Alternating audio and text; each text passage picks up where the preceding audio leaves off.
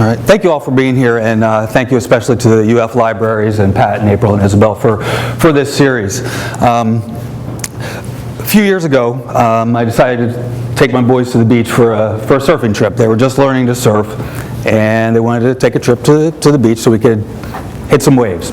It was the summer. Waves are pretty flat in the summer in Florida, so we had to leave early. We had to leave around 6 in the morning.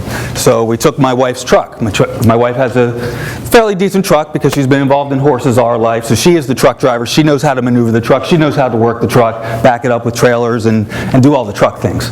I do not. I'm not a very good truck person. But you got to put the surfboard to the back of the truck. So we get to the beach a little bit before 8 o'clock, and we go out and say, okay, I'm going to take the truck onto the beach, which we're allowed to do, and so we can get close to the waves. So drive onto the beach, make the turn, get ready to park the truck, and the truck stops. And the non-truck driver of the family does not know how to get the truck out of the sand because we are stuck in the sand. This is not good. So we get out of the truck, and I said, okay, let's see what we can do. Let's start digging a little bit. Maybe we can get out that way. I get back in the driver's seat, try to move. We sink a little deeper. So let's dig a little bit more. I think I can ease it out. Sinks a little more. Try to drive it out. Sinks a little more. So now we're digging and clawing like a bone-seeking hound trying to get the sand away. The truck bed usually is at my waist. After about 10 minutes, the truck bed is at my ankles. The 6,000-pound machine is now all the way into the sand, and I'm not sure how to get it out. I said, you know what? Forget it. But I didn't use the word forget. And I said, let's go. You just go surf. We got to take advantage of these waves before they stop. Let's take advantage of the waves. So we go down to the beach. They surf. I'm just watching them, making sure everything's okay in the water, and looking at the truck back there. It's still sunk in there, like it's going to change. And I just am watching. Eventually, 8 o'clock comes, 9 o'clock comes. More and more people come to the beach. So of course, you're a little embarrassed. Here you got this big truck and it's stuck in the beach, and a guy walks up to me. It's like, oh, maybe he's got some help. No, he comes up to me and says, sure was surprised you brought that big diesel onto the beach. Okay, not helpful. So just continued on the day. They finished the surfing, the waves got flat, and we said, okay, it's time to go. So had to come to the realization that eventually, I'm going to need some help here. Either I'm going to have to tow it. I'm going to have to be embarrassed that I'm going to have to tow this truck out of the sand. So get into the truck. We're sunk. Lifeguard comes walking up to me. It's like, okay, great. This 22-year-old punk is probably going to say something smart to me about how did you get this truck stuck. He comes up to me and he says, did you turn the hubs? I said, huh? I didn't know anything about it. He said, did you turn the hubs? I said, I have no idea what you're talking about. So he goes to the front tire, flip. Goes to the other front tire, flip. He says, put it in drive. I put it in drive. We come out of the sand. I go to the blacktop and go on my way. So at the time, obviously, I'm thankful, I'm happy, I'm appreciative that all happened. But when I looked back at that scenario in hindsight, I thought, this is exactly the way that people who are dealing with weight issues feel.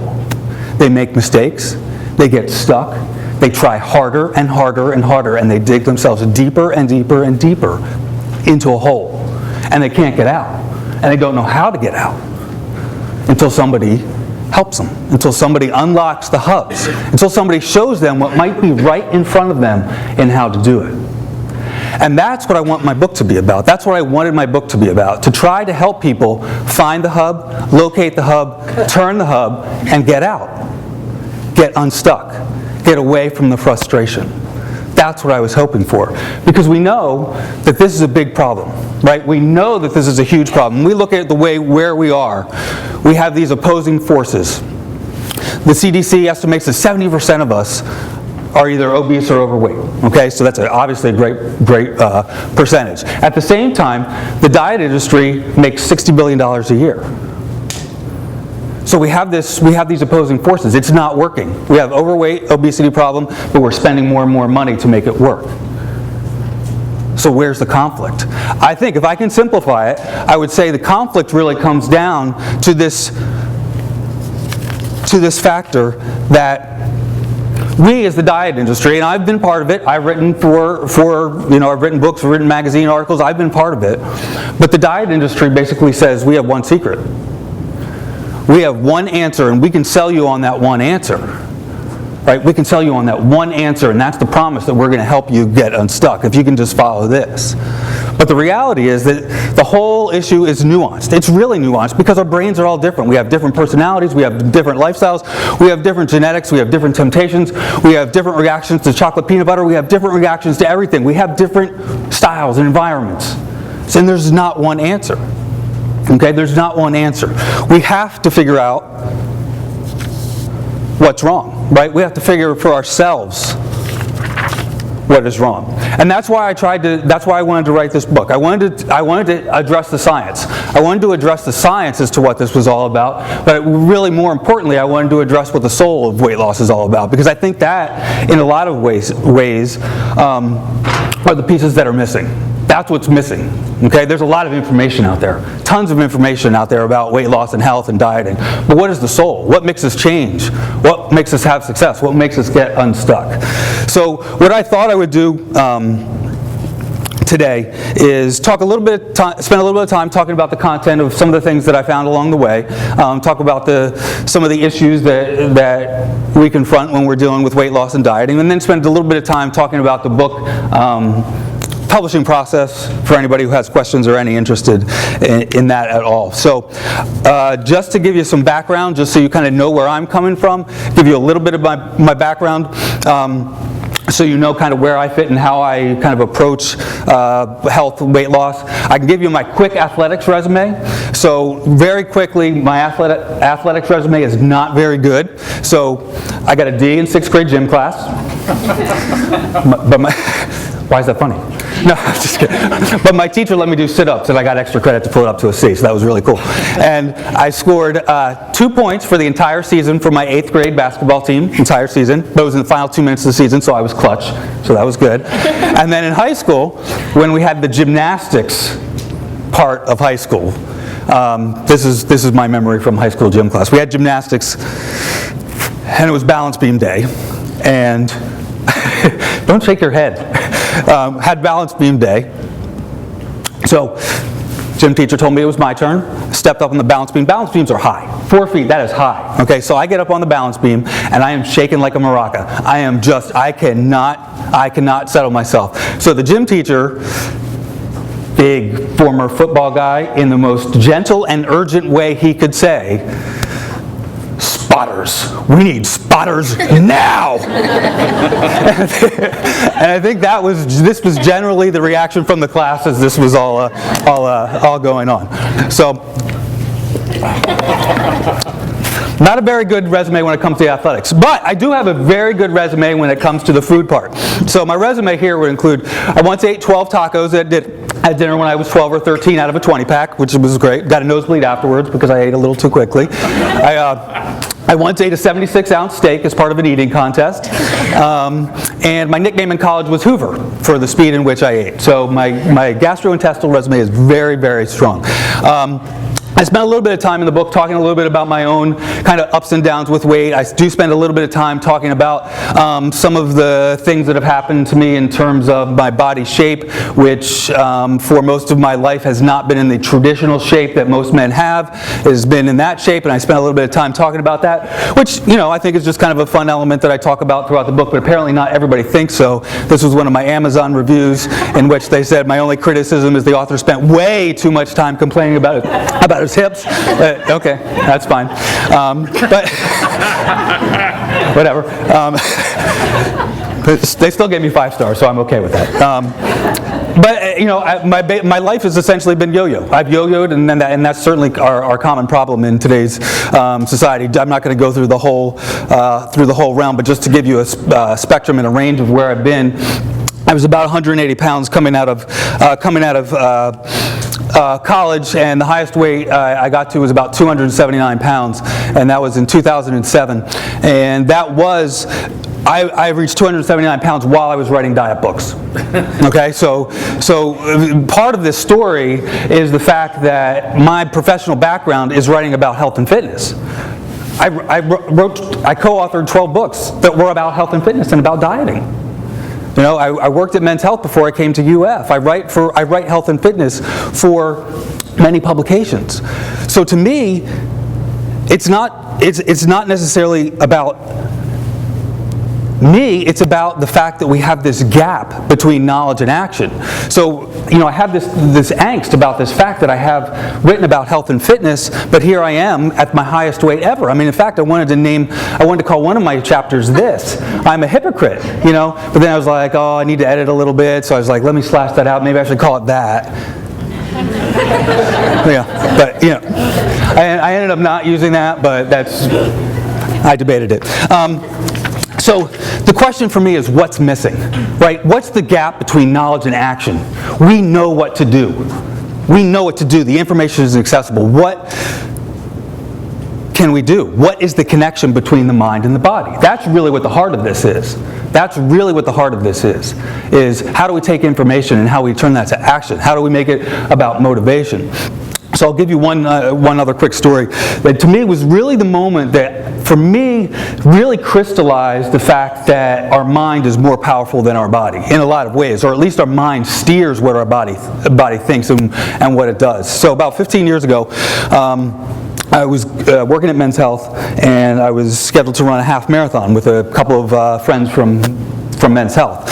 So the guys who worked at Men's Health, they did not look like the people who appear on the cover of Men's Health, but I would say that most of them were very fit, very athletic, very lean, but there were a handful of us that did not fit that mold. So about 3 of us who did not fit that mold kind of decided to train together and do this race. It was the longest race that any of us had done at the time, and we trained well. We got a training plan. We went out at lunch at work. We did everything to the T. We did everything by the book, and it worked, I felt. So we go to race day. I feel like I was well prepared. I was ready to run. And the race starts, and we're going. And we're about 6 miles in to the 13.1 mile race. We're about 6 miles in. And my body was feeling good. I was like, okay, this isn't going to be so bad. And I'm running. And I hear a loudspeaker. Do you need some water? What? Do you need some water? So I was like, you know, are there speakers on course? What's going on? I looked back behind me, and it was the race ambulance. It was the race ambulance behind me. I was at the back of the pack. I felt like a horse at the back of the parade, and they're scooping up behind me that this race ambulance is tailing me in a race. And did I look that bad that you're asking me for water? So I quickly gave them a wave. They were lucky it was all 5 fingers that went up, but I quickly gave them a wave, said, no, I don't need it. And I went on. But I can tell you that moment, I crumbled. I crumbled. Because I was being told by external forces that I was not doing well. I felt like I was doing well, but the external forces told me that I was not doing well. And that at that moment, that hurt me. So I'm continuing on the race. I'm not having a good race. I can't believe I'm at the very back, blah, blah, blah. So about a mile 11, I'm going up a hill. I don't like hills, but I'm going up a hill, mile 11, getting toward the end of the race, going to finish this, whatever. Going up the hill, guy drives up next to me. So it's somebody I work with. So obviously he had finished so far ahead of me that he had time to go have his post-race banana, mingle with the crowd, walk to his car, and drive. And he pulls up next to me and rolls down his window. And his eyes were just like, he's the happy, most kind guy there is, and he's like, Spiker, I don't want to tell you this, but you missed a turn. So I looked down the hill, and there are the walkers. The walkers are now beating me. So now, not only I have now being tailed by the ambulance, but now the walkers are beating me. So again, that threw me, but I just took off. And I ended up beating the walkers, yes. No, nothing against walking. Walkers beat me all the time. But I finished the race, and everything was fine, and no big deal. I was angry at the time, and I was disappointed at the time, but the moment taught me that all of this stuff that goes around us in our heads, the external forces, that's what controls a lot of things. That's what controls a lot of things. Because essentially, what we want to talk about in diet and the weight loss industry is it comes down to these two things. It's nutrition and exercise. You won't find anybody who tells you it's otherwise. It's nutrition and exercise. And that's absolutely true. Everything about weight loss is about nutrition and exercise, except for nothing is about nutrition and exercise, right? So if we want to lose weight, we want to get healthy, the hierarchy is food first. Food is what controls everything. Absolutely, food is what controls how we gain and lose weight. Exercise is one piece of that variable. Not a huge piece, but a very important piece, okay, in terms of ratio. Nutrition controls everything, but it controls nothing, because what controls how we eat is all the other stuff, right? So really, all of these other psychological factors are what inform the nutrition choices we make, the exercise choices we make. So what I wanted to do in the book is spend time looking at some of the psychological factors that go into how we make those choices. What we do, how we decide. So in the book I kind of go through 12 truths that I think kind of are the overriding principles, they're overriding themes. It's not a plan, it's not a directive. They're the overriding principles about how we deal with some of those things. And to do that, to explore these areas, what I did was I used some of my own story, I used some of my stories from real people, success stories, people who have failed, and then worked in experts and studies to kind of support all of these major themes. So what I thought I would do is kind of hit a couple of those main themes just to kind of talk them through to see how they kind of influence and inform the decisions we make. So I hope what part of my book is about is just kind of challenging a little bit of the diet dogma that's out there in terms of what we think and what we feel about how we approach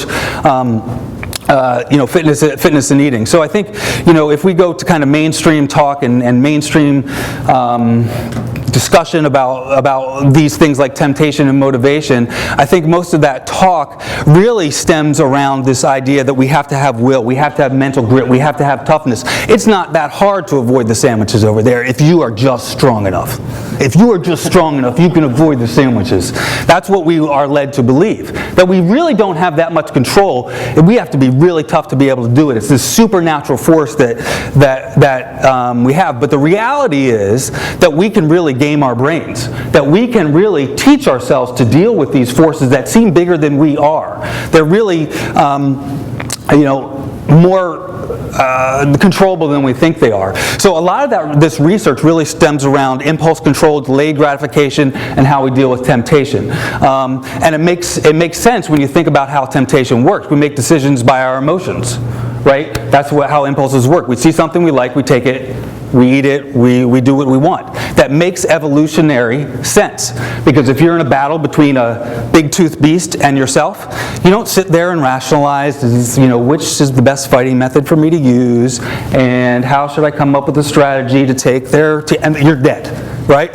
So you have to, impulse works for us. Impulse gets us out or makes us fight. So our emotional centers of our brain are designed for survival. So it makes sense that we have these emotional centers. But really, when the research starts evolving, we see that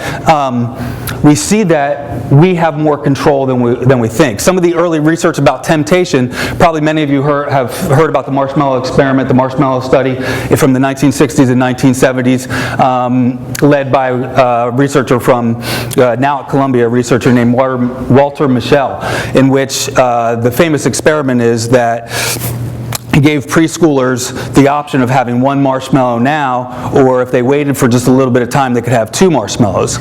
And what the study showed was those kids who were able to distract themselves long enough to say, I want the 2 marshmallows, ended up having better life outcomes. They had better coping skills, they had better learning outcomes. They just kind of excelled in all areas of life. So that early temptation research just kind of pointed to the importance of having impulse control.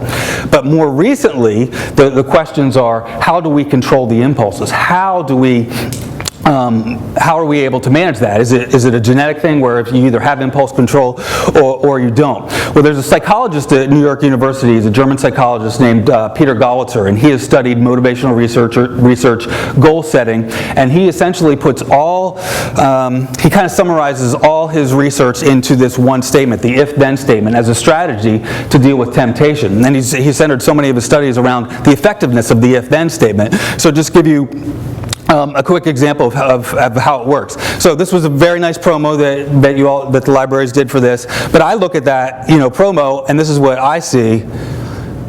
I see refreshments provided, so my question is, how am I going to deal with refreshments provided? So the if-then statement would tell you that if you were going into a scenario that you know that there's a temptation for, you have to have an if-then statement to prepare yourself. If there are refreshments and I know that they may not be healthy, then my strategy is drink a big glass of water, have a big cup of coffee, and a handful of nuts to take the hunger away, or whatever it is. Okay, so the point of the if-then statement is that it allows you to confront your own personal temptations, or the ones that most influence you, by having a strategy, by having an emergency control system. I'll give you one example that's a little bit, hopefully a little bit more clear than that. So has anybody, and this is going to be a long shot, has anybody been a chaperone on the 5th grade safety patrol trip in Alachua County? Okay, all right, yes. Okay. So, awesome trip, okay? It was something I did, a chaperone with my kids, and it was a great 5 days that I got to spend and bond with my kids while we saw Washington, D.C. It's a big trip they take where all the 5th graders in the county go up to Washington. 15 charter buses all go up at the same time, and you can imagine what that is. So that's the background. Okay, so I'm going to give you a biological truth about the Alachua County Safety Patrol trip, okay? When you have to meet at the Oaks Mall at 3:30 in the morning, and when there are 15 charter buses lined up, and when you get the biggest migraine in your life from being on the bus for 17 hours, and when the 2 5th grade girls behind you are singing the same lyric over and over again, if I die, bury me in satin, lie me down in a bed of roses. That was it. Over and over and over again. And when you pull into Virginia at 9 o'clock at night, and when you pull into Virginia for dinner, and it is at an old country buffet, it is your biological destiny to drink gravy from a coffee mug. Okay? That is an undisputed biological fact that that's what happens. Okay? So, and it was excellent. So the point is, we can't control every piece of our environment. If you look at diet books, what is the diet book about advice? Don't go to a buffet. Don't go to a buffet. If you go to a buffet, make sure you eat healthy. My emotional center overrides that logic, right? My emotional center overrides that logic. So whatever your personal buffet is, you have to have, or the people who are dealing with this have to have a strategy for dealing that. So if I somehow end up at a buffet just by chance, then what would be my strategy? If I go to a buffet for some reason that may be out of my control, then I know I could take 2 trips to the salad bar, and then I could treat myself with 3 of my favorite foods. It's a strategy. It's a specific strategy. It's an emergency control system that you have. That's how people work in emergencies. People who handle emergencies in real life, they don't do it because it's just on the whim. They have a plan. They practice their plan. They have a strategy. And that's what temptation is. Temptation is a biological emergency. It has long-term ramifications, but it's a long-term, it's a biological emergency. So the if-then statement is really about having a plan. I sent that out about the thing. I was stupid. Okay. The motivation works the same way. Okay, motivation works the same way. We think that motivation is something that is some divine intervention, that we have to just be called to go out and run or work out, that we have to wait for motivation to bathe over us. That's what's going to happen, because it is easier to sit on the couch, watch Orange is the New Black, not go to Zumba class or whatever it is. It's just easier to do that. That's the emotional response. It's easier because that's what we're feeling. We're feeling tired, we're feeling stressed, so we just have to wait for it to come to us. But it's actually not true. We can game our brains to be motivated. So motivation researchers will tell you that there are 2 kinds of motivation. Many of you know this. There's extrinsic motivation. Those are forces that come from the outside. So if you have a weight loss bet with somebody, or you want to see a certain number on a scale, people would argue that's kind of a superficial motivation, that it's something that it's motivation that won't last. Once the bet is over, you won't be motivated to continue. But the intrinsic motivation is much more effective. You can have that for a sustained amount of time because your desire to do whatever activity it is or whatever behavior it is because you like that activity. It's because you feel that you want to pursue that. So when you study intrinsic motivation, you see that there are three characteristics of it. So in order to have sustained motivation, the three common characteristics are that the activity is autonomous. You have control over what you do. You have some competence, you have some success in what you do, and there's relatedness. You are connected to other people in what you do. If those three elements are there, you're more likely to be able to sustain your motivation. Those are the characteristics of intrinsic sustained motivation. Those things are usually not present in most diet programs. Autonomy, there is no autonomy in diet programs. There's no control. Eat these foods at this time and do it this way. And if you do it my way, you're going to win. But the fact is, it's not my way. So automatically, I don't have that sustained motivation. Competence, if I fail, if I cheat, if I go out of the parameters of the diet that you are prescribing, I have no competence. And relatedness, this is a successful component for things like Weight Watchers, but for a lot of people who are struggling with weight, it's a very private venture, right? Nobody else is doing the paleo only, eat butter in the mornings and then have coffee at night. If nobody else is doing the diet you're doing, there's no sense of relatedness. The very nature of the way we have diets, there's no intrinsic motivation. So how do you game that? How do you game that? If you know those elements of motivation, then you pick your activities. Autonomy, I want to have control. So you have to do a little work to find out what good nutrition is, what works for you, but how do you fit that into your own lifestyle and your own food preferences and everything else? Competence, once you start having some success doing it your way, it becomes a self-fulfilling success story. And relatedness, bringing other people into it. You can game how you work. A lot of people I talk to for the book, one of the key components for them having success was that they did things with other people. So somebody who was 100 pounds overweight had her most success. She felt that the key moment for her for having success was she stepped into a group fitness class, which is the last thing you want to do when you're 120 pounds overweight. That's the last thing that you want to do. But that's the thing that she credits with having the most influence on her, because it became this incredible room of energy where people fed off her and she fed off other people, and it worked all together. The point is that we can game it. The next one is that, this is also advice that we always hear, is that we need to set goals, to have a destination we're striving towards. Set the goal and you'll strive for it and you'll make it. That's the key. Just make a goal. But I would say that what we need to do is adjust that. It's not about the goal, it's not about the destinations, but it's about the chase. It's about the process. It's about how we find the answers along the way. And I think some of this, I learned a lot from this gentleman. His name's Tony Beavis, who got himself into a situation where after he had stopped playing college football at 210 pounds, gradually he ended up being 440 pounds. And, at one point he said, okay, enough's enough, I have to do something. But the thing that he taught me was that goal setting doesn't have to be all or nothing. Because I know for me, if I set a goal and I don't make it, I think failure. I didn't do it. I had a goal and I failed, so something is wrong with me. Well, what happens in the weight loss quest when you fail? You say you're going to lose 10 pounds by the end of the month and you didn't. You drift back into your old habits. But what he taught me was he had this goal where he made a pledge to his friend that he was going to hike a 14,000-foot mountain in Colorado. That was going to be what helped him, and he was going to hike that 14,000-footer, and he was going to lose the weight, and he was going to be able to do it. And he told me this story, and I was like, I was fully expecting to hear about how he reached the summit, came back down, and everything worked really well. Well, he told a story about how he got up to 12,000 feet and said, my body's breaking down. I know that if I go up to that 14,000, I'm not going to be able to make it down. And he made the decision that he was going to go back down to 12,000 feet. And I know in my mind I would have thought, I didn't do it. I failed. That wasn't his attitude. His attitude was, I just climbed 12,000 feet. I just climbed 12,000 feet. We never do that in dieting. I wanted to lose 15 pounds. Damn, I lost 10.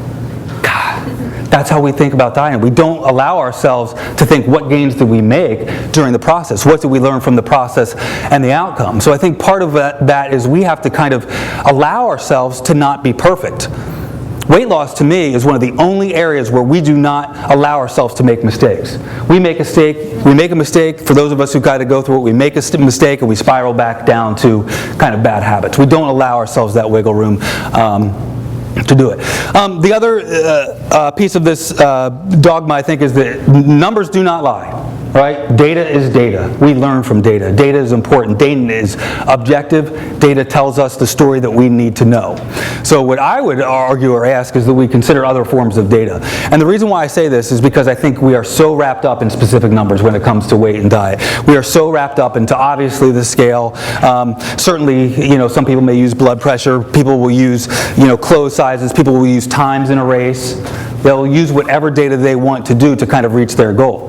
The problem isn't in any specific form of that data, except for maybe weight, because weight is kind of a flawed number in terms of how we measure health. The problem is that we wrap all of our energies into whatever number we deem important.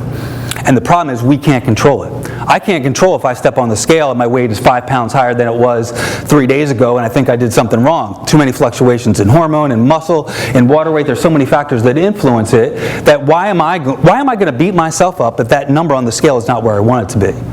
Now, I'm not saying it's not important in terms of getting a health picture, but what I'm saying is if we have a pie, pick whatever flavor you want, if we have a pie and we put most of that pie in one number, what we need to do is start slicing it up. And we need to say weight is just one piece of that pie. Blood pressure is just as important. The size of your clothes is just as important. Any other piece of data that you want to use is just as important. We have to divvy that up a little bit more. And I think, the other thing that I learned is that, I talk a lot to this friend that I developed over the course of a few years reporting, who is a sports performance psychologist, and he used to work at the University of Virginia for a long time. And he doesn't get a lot of traction in the mainstream press, basically because he has no data. He has no studies, he has no data. All he's done is interviewed about 600 elite performers, and that's athletic performers, that's fighter pilots, that's surgeons, just elite people at the top of their field. And what he has found through those interviews is that he likes to talk about the notion of feel, which is different from feelings. It's how you feel about your life, how you feel about how you're working, how you're interacting. Do you feel good? Well, that's all kind of like squishy talk, right? And nobody really wants to put any value on squishy talk. They want to put the value on the hard numbers. But what I would suggest is that we need to have feel as part of our pie. If I feel good, if I feel strong, if I'm feeling athletic, if I'm feeling like, my pants are feeling a little bit better, why should that not override the fact that the scale is maybe up 2 or 3 pounds? Why should it not? It shouldn't. It should be part of how we view the data. So I would argue that we need to have a more all-encompassing view of not only what data we use, but how we define data and what we do with data. I think to kind of summarize the points of some of the diet dogma, I wrote this piece for Time about kind of shifting the mindset on weight loss, and I didn't really think about this till I wrote it, and it's really not a theme in the book, but I think one of the things that I most got out of the process of writing the book was that we need to re-engineer the leadership model when it comes to diet and weight loss. Because if you think about how the leadership model works, it's a very much, I tell you, you do what I say. Doctors, trainers, nutritionists. We have an authority figure that tells you what to do and you must do it. But if we want really lasting success, if we want to really kind of make progress, we need to flip that. Now that's still part of it. You need people with expertise to kind of tell you what to do. But leadership can come in a lot of different places. So, you see the poster, which is the poster, that photo was shot by people at Gainesville magazine, which I have the tire around my waist. It's not just a metaphor for my spare tire. It's also because, for the past couple of years, I've been kind of leading workouts. A group of people get together and kind of flip tires and throw sledgehammers and all that kind of stuff. But I do it because it's fun, and I do it because we have a relatedness, we have an energy with the group. But I will tell you, and this won't be a surprise given my athletic resume, I'm the worst athlete out there. I'm absolutely the worst out there. Not that anybody's judging or anybody cares, but just for context. But I guarantee you those workouts don't happen unless I say, hey, let's get together and work out. So my point is that leadership comes from a lot of different places, and the people who think that they are the ones who need to get the help can be the ones delivering the help. So this is my favorite story from the past couple of months. This is Tony. This is the gentleman I showed you who was 440 pounds. And so this past October, a bunch of us got together at the Runner's World Festival where there were a couple of races. I started a running group a couple years ago. Essentially, a couple people have called it a running group for misfits for all different reasons, but people who kind of don't feel like they fit into the traditional running community. That group now has 3,000 people, and it's an amazing spirit and group of people there. But about 60 of us got together at this Runner's World Festival. Tony was one of them. He was in probably the mid 300 pounds when he raced the half marathon. Decided he was going to race the half marathon. He's done a couple before, but throughout the race he had 3 people who joined him at the race at the back of the pack to kind of take him through, make sure he was okay and finished and everything was all right. Well, at the end of the race, there were 4 people with him, and he finished about 4 hours. So the average runner is finishing in 1 hour and 45 minutes, 2 hours, from between, and then 2 and 3 hours you have more people come in, but it's dead between 3 and 4 hours. So it was a dead scene at the end of that race. Well, the people from our group were waiting for Tony, and he comes down the last 10th of the mile, and I would say 35 people jumped into the race to run it in with him. And it was just a beautiful moment of everybody cheering and everybody going crazy for Tony. Tony's the leader, right? Tony's the leader. He finished last, but he's the leader. He's the one that showed other people what you could do and not be hung up on. And my other favorite moment for that was the 4 people who ran with him. I didn't know this till after the race because these people didn't broadcast it. But the other thing that I loved about what happened, that 2 of those people that ran that race with him stepped back and they crossed the finish line after Tony, so that those 2 would be listed as last on the race results and Tony would not be listed last. They were the leaders, right? They were the leaders. Leadership comes from all different places, and we have to kind of stop thinking, the people who are kind of going through weight loss have to stop thinking that leadership has to always come from top down. So, what I learned throughout the book is that it's kind of a hybrid book. There's no plan. I'm not telling people what to do. I think the theme of my book is that we're all an N of one. We're all experiments. We're all trying to figure out what works. And I think my 12 truths, try to help direct that. And by using my story and by using stories of other people like Tony and by using scientists and experts to kind of direct that, that's what I tried to do. But it's a hybrid book. It's not traditional diet model. Just quickly, a few words about the publishing process that we can ask, talk if you have questions. It took me probably, a little over a year to actually report, write, and kind of synthesize all of this. But the actual process from beginning of the proposal to publication was 5 years. I will look back on my first initial email to an agent, and it was basically 5 years from start to finish. That proposal took 2 years to get just right, and I had trouble with it. I had trouble figuring out how do I structure this hybrid book about these truths that I think can kind of be an important part of people's lives. You may be interested in some of the rejected titles, some of the titles that I decided not to use, or the publishers decided not to use. That was one. I like that one. That was actually the first title that went out on the proposal. I also like that one. And then this one was.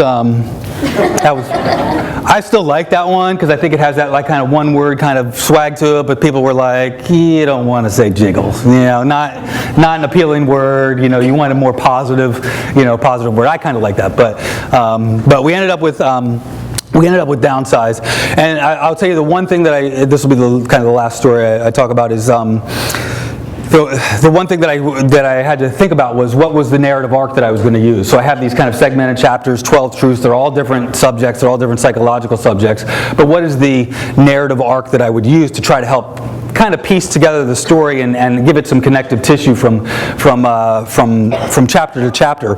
And I didn't want to use like a weight loss story because whatever. But what I decided to do was use this. So my narrative arc was, as April mentioned, was the Ironman race I did in 2013 and my kind of quest to try to finish and complete this race. So for those of you who don't know, basically the race is a 2.5 mile swim, 112 mile bike, a marathon, and you have to finish within 17 hours. If you do not finish within 17 hours, if you finish at 17 hours and 1 second, the time next to your name is DNF.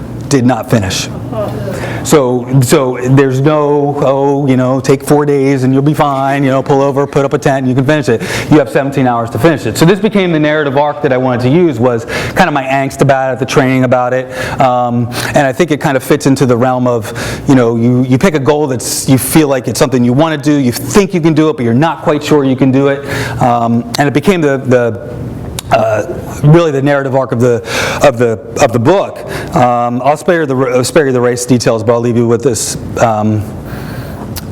One last thought is, for most of the race, I wasn't sure whether I was going to make it. I mean, I knew I'd kind of put in the base preparation for what I was going to do, but I knew I was going to be close. I tried to estimate, and I thought if I had a good day, maybe I could get close to 15 hours. I thought realistically I'd probably be in the 16 to 17 hour range, and I'm checking my watch, checking it as we're going through, and I was at a low level stress all day, because I spent 9 freaking months training for this thing, a long time, and I was like, I do not want to not finish this thing.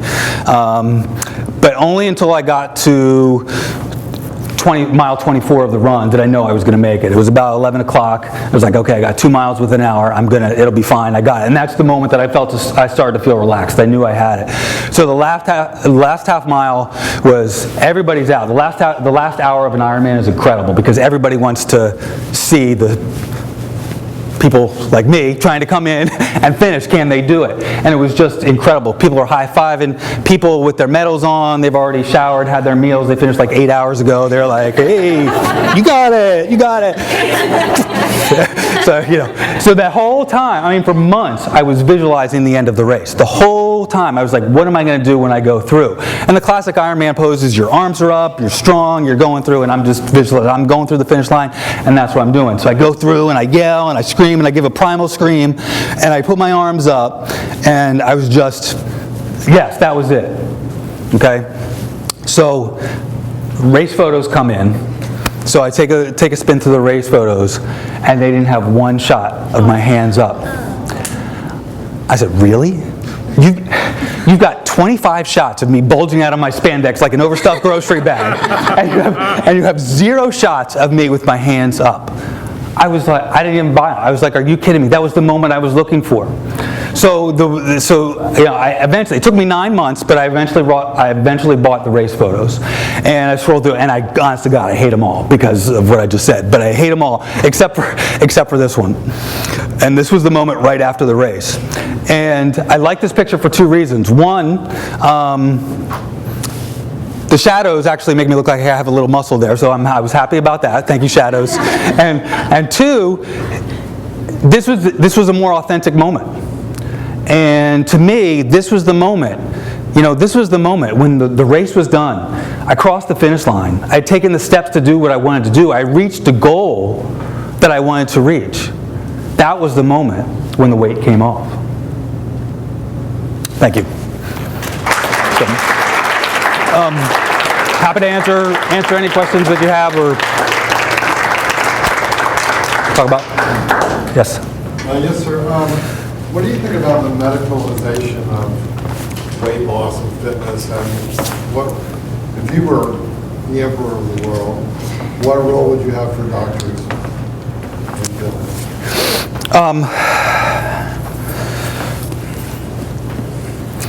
That's a great question. So the question is, what would I do to change medicine, fitness when it comes to weight loss? I think medicine's in a real tough bind.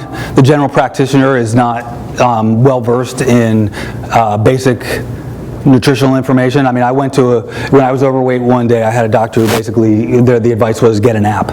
Get an app and track your calories, which is fine advice, but it's not nuanced. It's not appealing to a specific person's personalities, genetics, whatever. And to be honest, I don't know that it's as much the medical community as much as the food manufacturing community. That's essentially where we're going to have to flip the switch on how people are going to eat better, because processed food is easy, processed food is cheap, processed food tastes darn good a lot of times, and we have to be able to flip that switch where you opt in to good food a lot easier than you opt into processed food. So, the fitness industry is a little bit of a different bear because I think with fitness, any movement, any exercise is better than none. So the real dilemma is how do you get somebody to sustain activity, exercise through the long period of time. And to be honest, I think a lot of it comes to, we have to kind of act like kids again. Like we have to stop getting out of those, I gotta do this exercise routine, I gotta do this because I think everybody else is telling me what to do. I gotta find an activity that I love doing. I don't care whether it's running or ballroom dancing or whatever it is. It's about kind of experimenting and reinventing yourself and figuring that just kind of playing around is what's important for exercise. And I think a lot of fitness is tracking towards that. And if you see a lot of the fitness trends, it's really tracking towards this notion of playing rather than kind of this regimented structure. Yes. How do you feel about the institutionalization of the thought that foods that have been scientifically proven to be unhealthy are touted and taught as being healthy, i.e.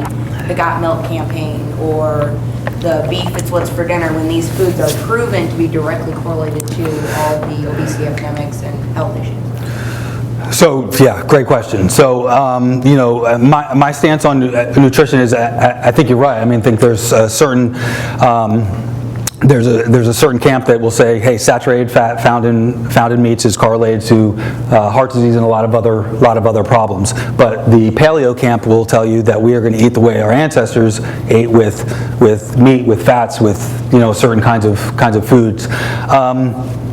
I talked to one researcher who is kind of leading the charge and kind of redefining what nutrition is and what nutrition research is all about. And what he said is, despite evidence that's out there, we still don't really know everything. We're just hitting the tip of the iceberg, and we don't know if it's the food that's causing some of these changes or if it's other factors that are causing some of these changes. And I think that's part of our issue in a lot of ways is that we don't have all the answers on everything. And my talk on weight loss is again only one slice of the health pie. Weight is only one issue. You are talking about heart disease and cancer and all these other things. That brings in a whole nother level of eating. I think the bottom line on nutrition is there are certain foods that most people will agree are fine. Fruits, vegetables, lean meats, lean proteins, there's a camp that will say healthy whole grain carbohydrates, and then there are food and healthy fats, and then there are foods that everybody says are bad, the trans fats, the processed foods, excess added sugar, and then there's this murky area, the dairy, the saturated fats, and kind of other kinds of carbs, which the jury, I think, is still out on some of it. So that's why I think it goes back to you as an individual kind of having to find what works for you. I can tell you that when I've done a no-carb diet, weight goes like that. But I'm not giving up pizza or wine or mashed potatoes forever, so that's just not realistic. So it's about kind of finding out, how you have that balance between what is good for you and finding those little spaces. So I'm not sure that's a total answer to your question, but thank you. How did you get into writing articles and get into the whole everything that led you to the book?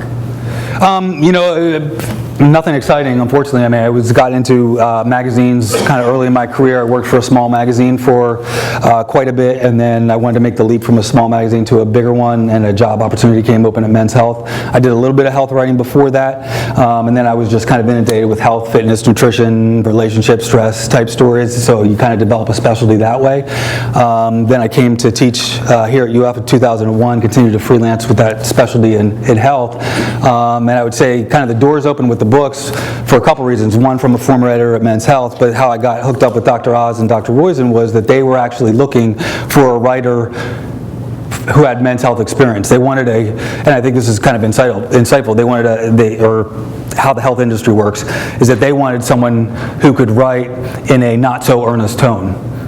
Too much of our advice is just do it. You can do it and be there and you can win this. And the whole tone of Men's Health is Big Brother. You know, I'm going to give you information, I'm going to make a few jokes, and I'm going to kind of nudge you and punch you in the face a little bit if I need to. And they wanted that kind of tone in the book because, you know, it's a different way to deliver information, but I think, you know, at least Men's Health at the time had some success with that. So, you know, I got involved by doing it that. Have you heard of the term motivational interviewing before? No. It's a concept that we learned in one of my classes that basically is more of a guiding resource instead of more directing, that's used in therapies mostly. Okay. It's psychology, but it sounds like very similar to what you're talking about, as more of a guiding tool and less of a directing and following this. Right, and thank you for saying that, because that's what I am hoping, that it is a guide rather than a rule book. So, thank you. Pat? So you made kind of a reference to when you said I'm not giving out, you know, pizza or wine or mashed potatoes or whatever. I mean, I've always kind of subscribed to the all things in moderation. I mean, what You're a stronger man than I. But You're a stronger man than I. well, yeah. So I guess it could, but you know, you always read about the idea that, well, if you just say I'm never going to eat, you know, I can't eat any of that chocolate, versus okay, well, I'm just going to have a piece or two, but I'm not going to eat the whole box. Kind of thing. Are you- I mean, so, but I guess that still comes back to the self-control / Right, the impulse control, because I would argue that if we're looking at people who are dealing with weight loss, that everything in moderation is a hard thing to master, you know, but you're a The other thing I was master. going to say too is, you know, on the body, you talked a little bit about your body type and that kind of thing. I can remember, and I've been running for decades, and I can remember the first couple races I ran as competitively, looking at these people and thinking, I'm going to blow these people away. I'm built to run, and these people with a very non-traditional body type that just left me in the dust. You know, I mean, you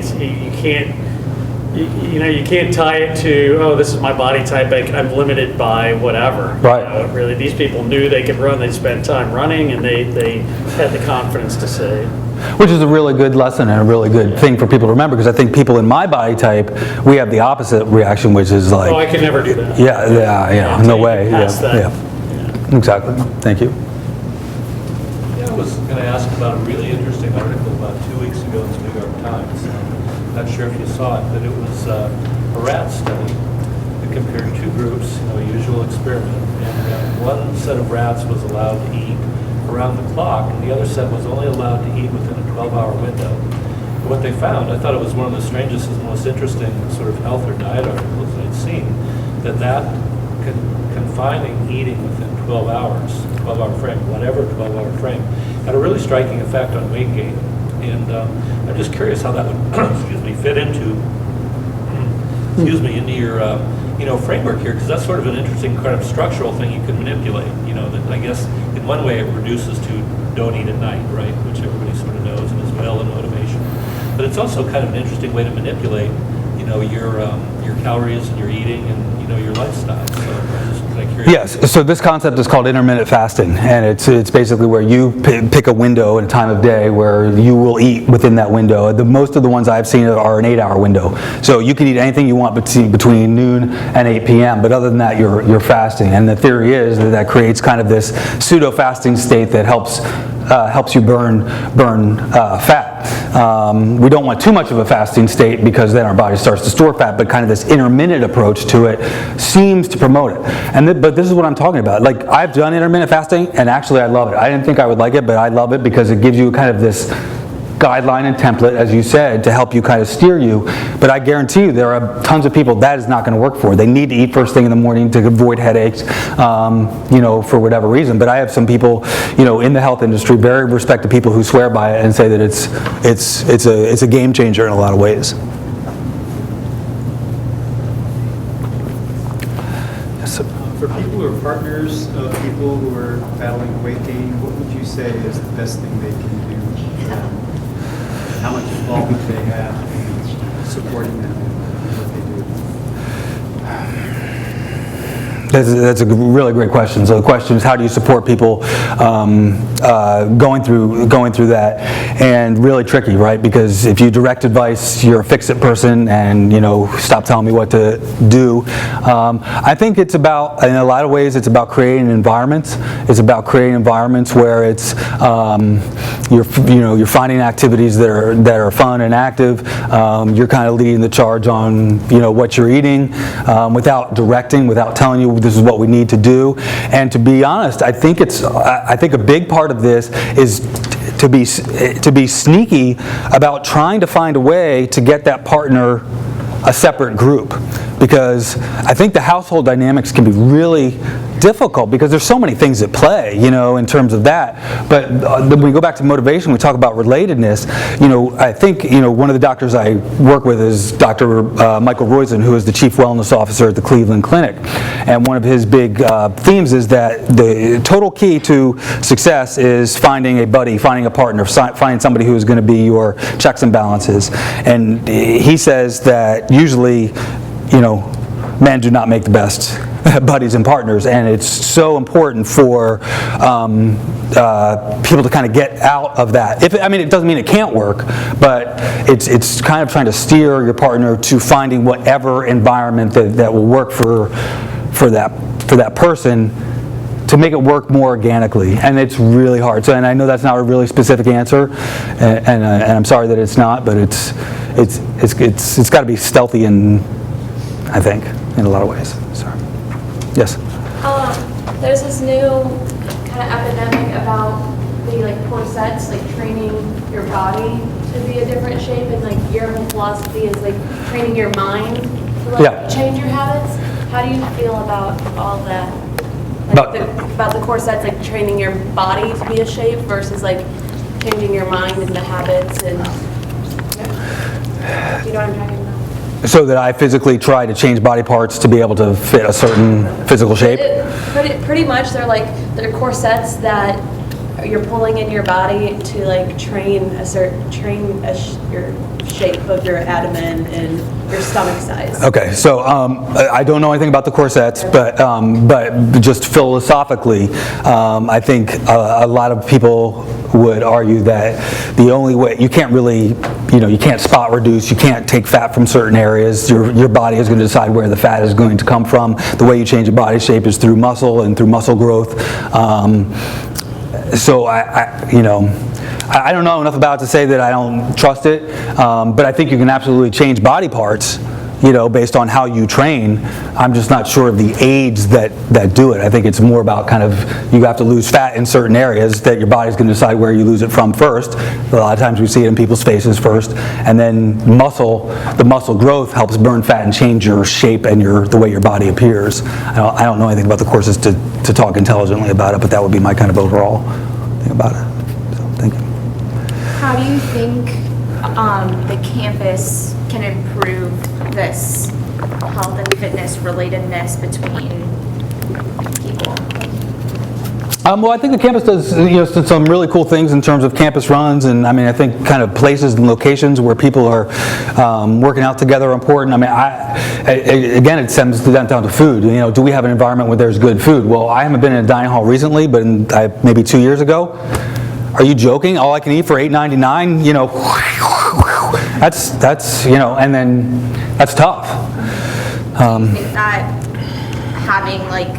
having community things with the campus is something that would connect them and a nutrition level, having farmers markets or stuff that is. I think so, yeah. Because this is all really subconscious stuff. Right. Right? If you're talking about, you're not saying don't get the Fruit Loops. What you're doing is creating these kind of subconscious systems so that it becomes hey, we're getting together and we're cooking up our peppers and onions and putting in some chicken. It's subtle and it's subconscious, and it becomes part of what you want to do rather than kind of like a structured routine. But thank you very much for having me, and I appreciate your attention and your good questions, so thank you.